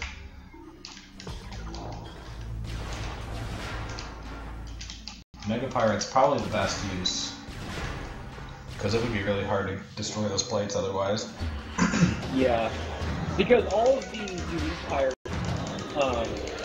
the way they work is that they have this basically shield that they use where you can't really hit them at all when they're using it. And Omega Pirate, he's very obnoxious when he has that because, you can't really hit him while he's doing that. You have to hit him, you have to blow up 4 of these plates that are really annoying to hit when he's moving. So it's just really convenient to just let him run in circles while you shoot him with missiles. I have to go up to this door so that it locks. If you don't lock the door before killing the wave pirates, it'll never unlock. Well, if you don't lock it before killing the wave pirates, it triggers the unlock, and then when you walk up to it, it locks again. Yeah, that's what actually happens. Killing the wave troopers is what triggers the unlock of the door. And, well, if you unlock because the wave troopers, you're kind of boned, and you soft lock, literally, what happens. Yeah, you'll be trapped in this room forever.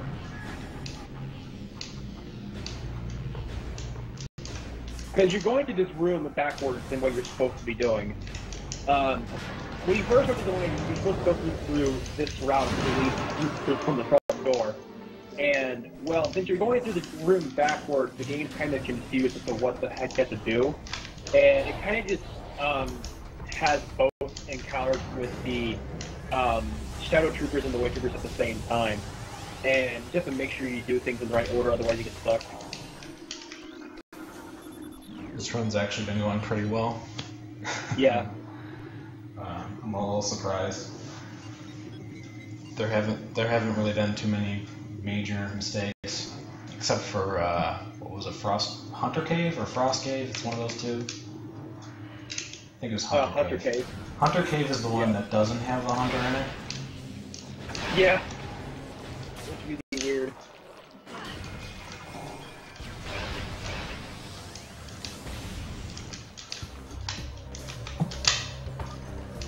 So at this point, we've collected almost everything. I'm just heading back to the ship.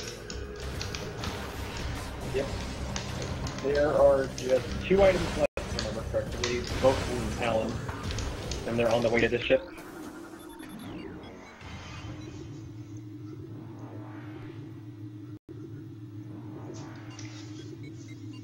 If I get flyby skip on Ridley, it'll be really good pace. But that's a frame perfect trick, and not very likely to happen.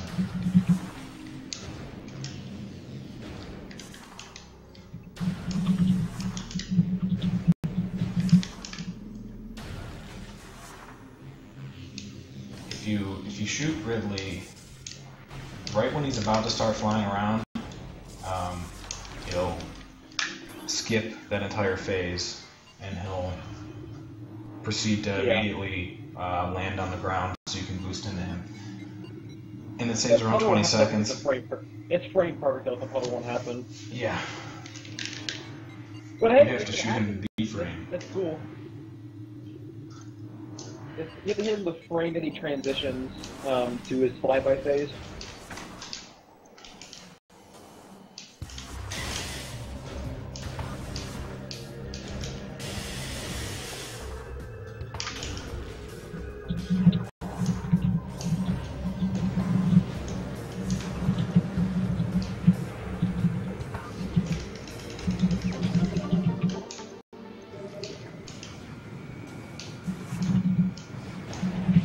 This is where I find out that I missed something.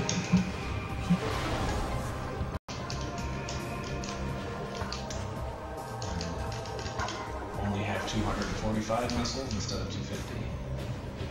Yeah, that's very sad.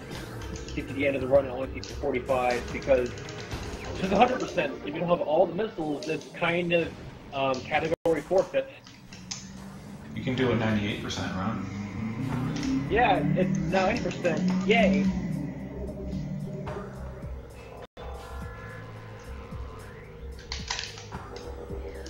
One benefit of running basically any other version of the game is that it has a maximum missile counter.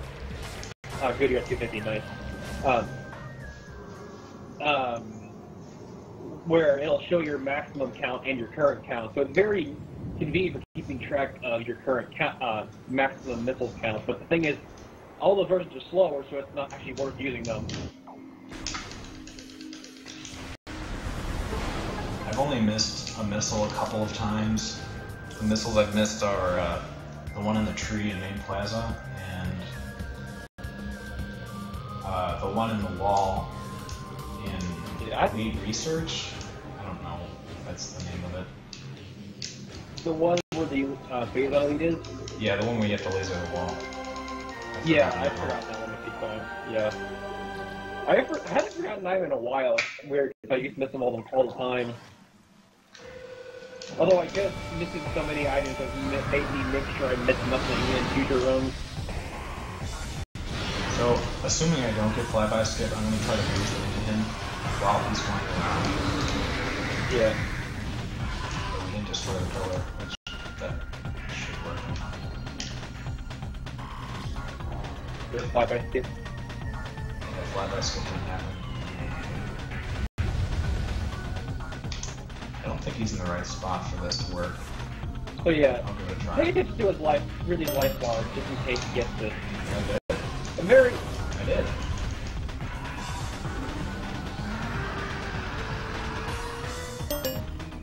And yeah, he now has like 21% life.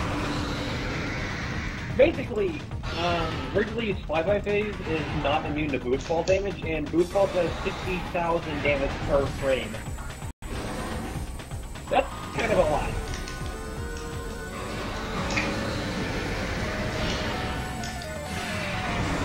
Really can randomly not let you hit him at all when he becomes vulnerable. A glitch known as really invulnerability. Yeah. We think it has to deal with stunning him on certain frames of his attack animations, but it's basically random for all intents and purposes, and it's really obnoxious. And speaking of obnoxious, this dash is awesome to the right. Here's the cover now.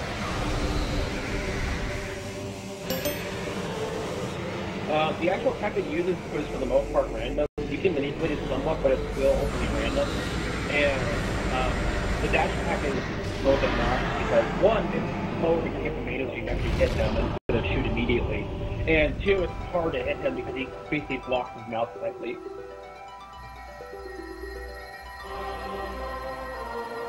A perfect fight will basically involve getting the boost, two, flyby skips, but that's not something that you should be relying on, and three, not getting a single dash attack, which is a little unlikely, but still very plausible.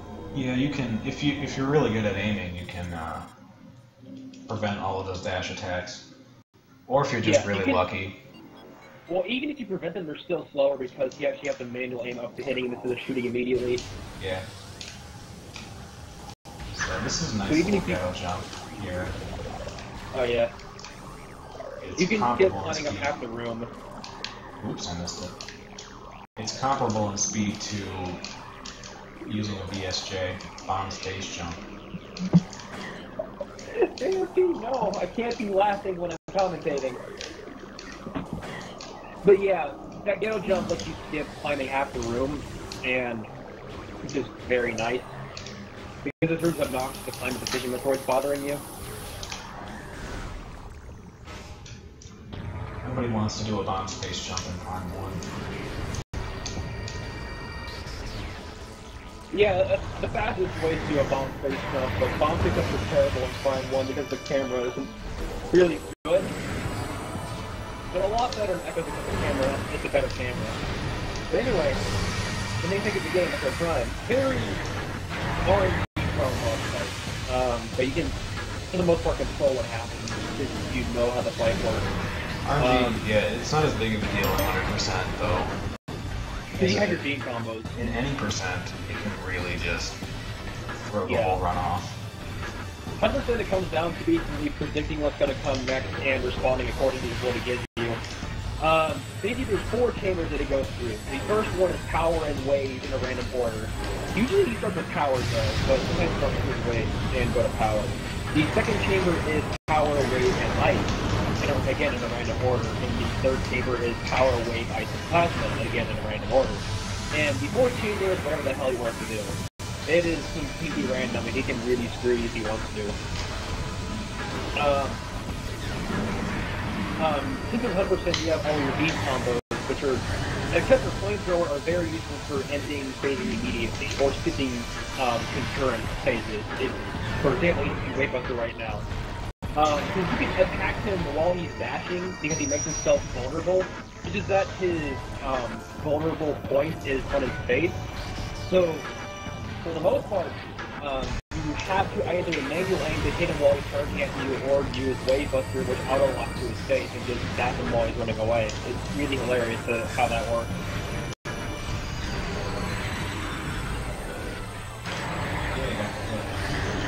Nice.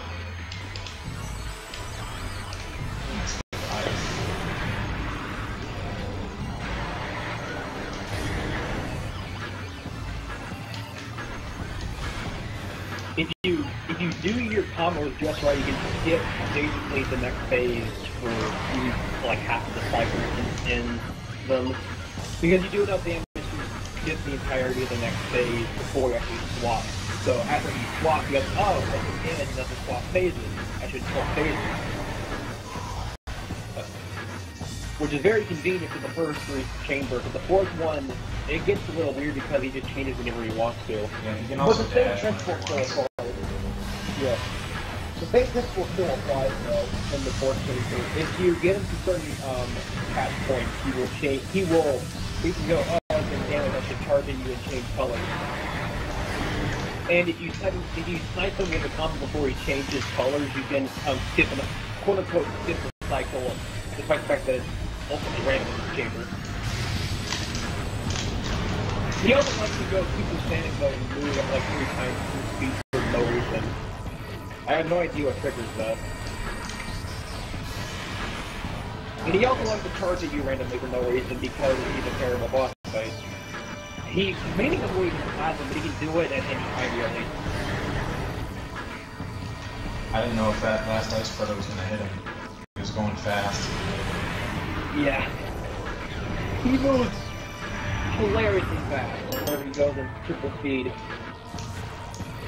Sorry about the notifications I keep getting about Humble. Alright, I usually like to let the music play here. Just a personal preference. Good boss theme. I let it play too now. Some people like, some people think it makes the fight easier to focus when you skip the theme. Basically, if you skip the cutscenes before the music plays, this music doesn't play. And some runners find it easier to focus if they skip the music. But me and R-Web, I can let it play because it's a good boss theme and you should let it play. Hopefully I can do this in 3 pools. That's not a good start. Yeah.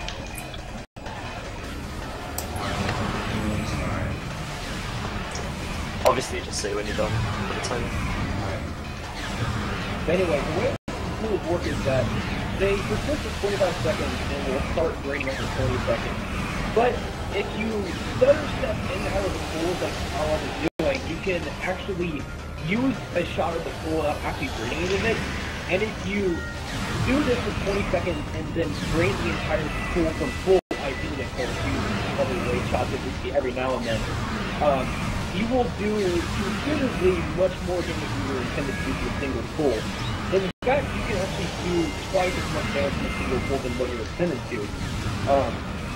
normally you're supposed to only use, Metroid 5 essence in 4 pulls, assuming you shoot him getting the full outside of something at all. But if you are a beat at something, you can actually kill him in 2 pulls. But it's actually comparable speed to killing 3 if you interrupt his attack by shooting them with phaser speed, which is very convenient. Alright, time. Right. 152.18. Nice, good job. Yeah, we'll let the ending play out so you can get to the in-game time and everything. Yeah. Okay. That was a decent run.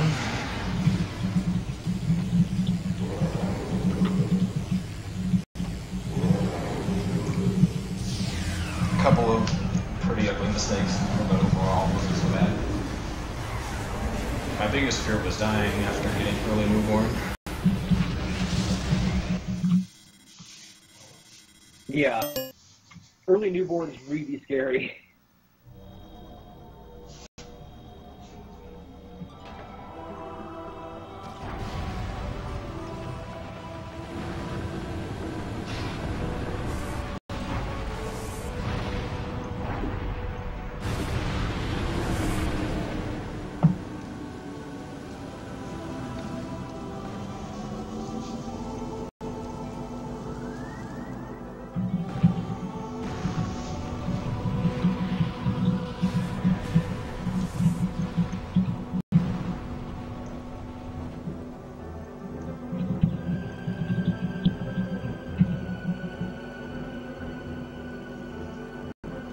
I'm guessing this will be like 123 maybe?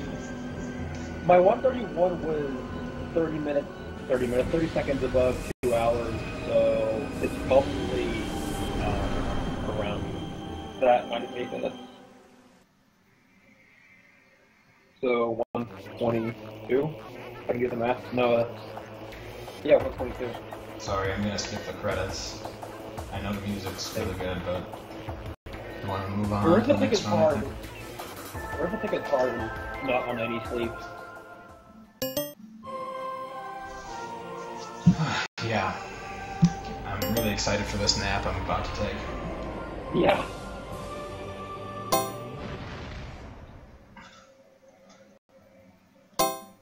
Oh man, there is a lot of stuff going on in Mumble. Blame Jeffy.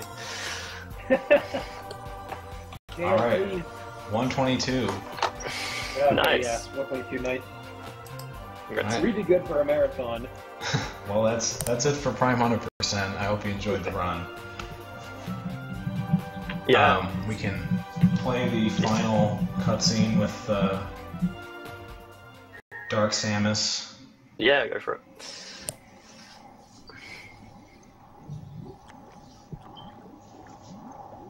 So yeah, thanks Lino and Arweb for that 500% run to kicking off the marathon. We'll just let this, yeah, sure. We'll just let this final cutscene play out and then move to setup and get ready for the next run, which is Super Metroid 100% map completion by Sweenom.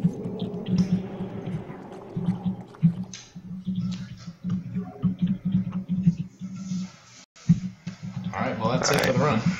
Cool. Thanks, guys. Thanks.